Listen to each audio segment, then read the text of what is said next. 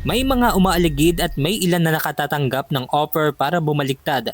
Halimbawa, no, may dalawa dito, hindi ko na lang sabihin, no, nakatira sila sa isang medium rise na condo. May pumunta doon na nakamask, ang pinuntahan nila yung nanay nung isa. At pinapakita yung picture. Kilala nyo ba ito? Nandito ba ang taong ito? So sa takot nung nanay nung isa, umakyat kasi nandun sila sa taas at sinabi. So binaba nila. Yun, wala na yung tao. Samantala, may ilan pa umanong mga dating sundalo ang lilitaw bilang bagong testigo sa issue. Bago ito, kasamahan din nila, no? Dating mga empleyado ni Saldico. Dating sundalo din.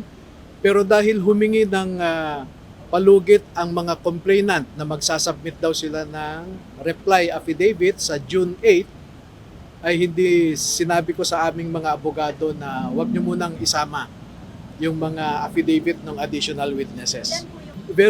At the very least, 4. At hinahamon ko pa rin nga hanggang ngayon ang Kongreso at ang Senado. Patawag nila yung 18 Marines. Kung tingin nila nagsisinungaling at walang katotohanan yung mga sinasabi, edi tingnan nila at akihin nila at talagang sirain nila yung testimonya. Pero katulad na sinabi ko, pag ikaw nagsasabi ng totoo, mahirap kang pawalang katotohanan o sabing kasinungalingan yung mga sinasabi mo.